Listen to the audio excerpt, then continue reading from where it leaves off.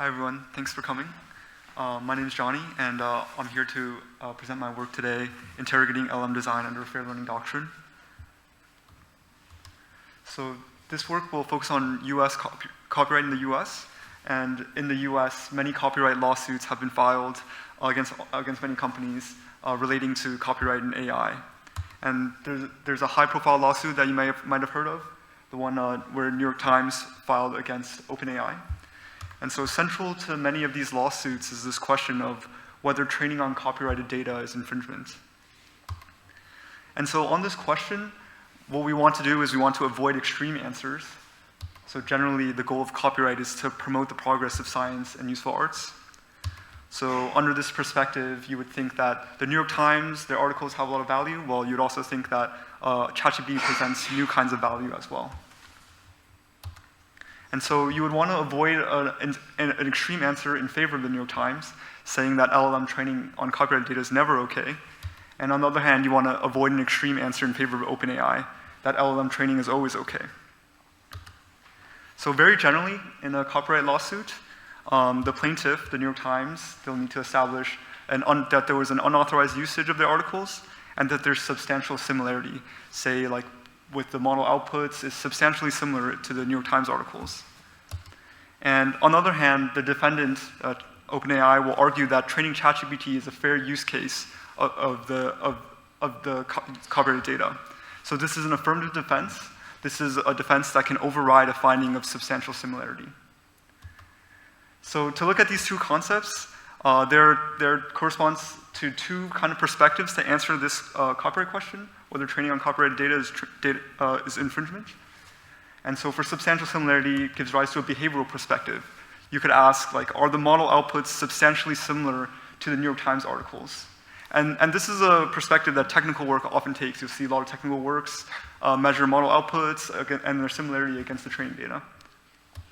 And to take this perspective alone, substantial similarity is difficult to define. This is a conceptualization that's scattered across case law, and it could differ between different jurisdictions. And then on the other hand, you have things like quoting, where quoting can turn out to be a fair use case of a copyrighted data. So complementary is to think about the structural perspective, and to think about whether the model was trained in a fair manner. And so that's the perspective that our work will focus on. So in our work, we'll propose a fair learning doctrine. And we'll operationalize a notion of fair learning as a training regime that does not substantially increase the memorization of copyrighted data. So our work will have two parts. We'll theorize the use of fair learning in court, and we'll analyze an open source language model's training decisions. Okay. So on the first part, theorizing the use in court. So on litigating fair learning, we imagine this to look like procedurally.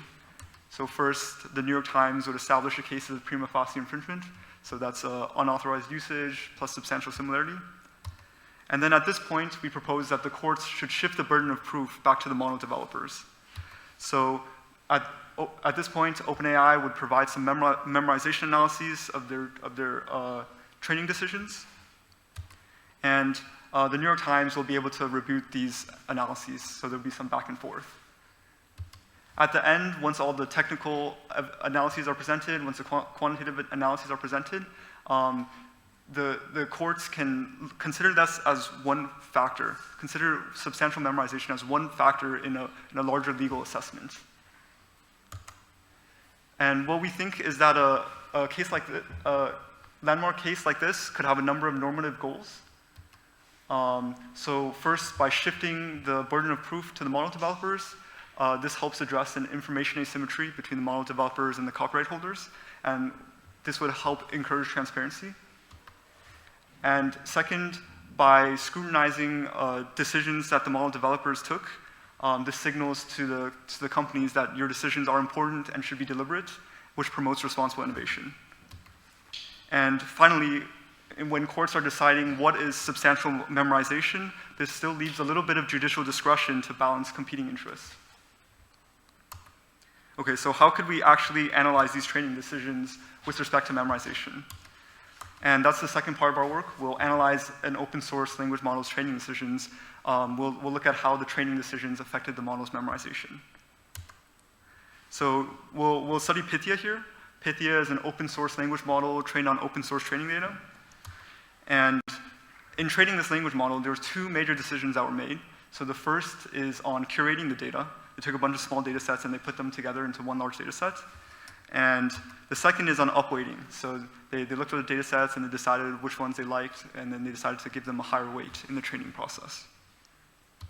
So we'll ask here whether Pythia is a case of fair learning. And so first on the upweighting effects, it turns out that the effect of upweighting a document can be analyzed with the train test split in this language model. So here are the results here. On the y-axis, we have a memorization metric. Here we have loss. In the paper, we have others. And then on the x-axis are the different data sets that a document could have come from. And then so when a document's in the train, it could have received a weight of 1 up to 3.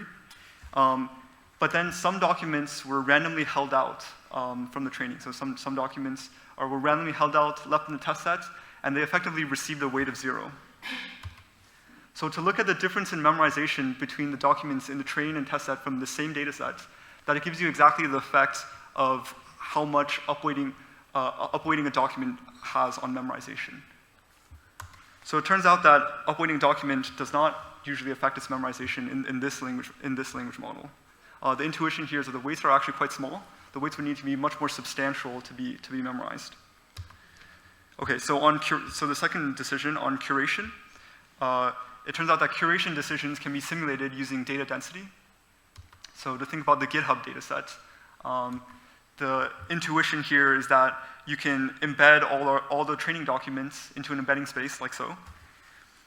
And you can try to correlate the memorization of a GitHub snippet against the number of documents that are near it. So against like the number of neighbors that are within this embedding space. And then to simulate ablation, so to simulate taking out GitHub from the language model, you can remove these data points and then again predict the memorization of this data point based on this counterfactual density. So we'll simulate ablations using this notion of data density. The results are here. So again, on the y-axis is the memorization metric, and then on the x-axis is the different data sets used in training this model. So these blue points, they correspond to what the model's memorization on this data set would be if that data set was included. So this is the original model's loss. And the orange point is our predicted model memorization if that data set was excluded from the training data. So to look at these differences, this differences corresponds to the effect of memorization that when this data set was included. So it turns out that including a data set only sometimes increases its memorization. And the general intuition here is that many of these data sets are very dense within each other. So even though you might not train on this data set, there's still plenty of neighbors that you'll get from other data sets. Okay, and so to summarize, in our paper, we operationalize this notion of fair learning. And we theorize the use in court, and we analyze these training decisions. So in the paper, we have studies on more memorization metrics. We have a discussion on how to deal with weaker and stronger statistical evidence. And then we have a legal discussion on how fair learning can be rulified.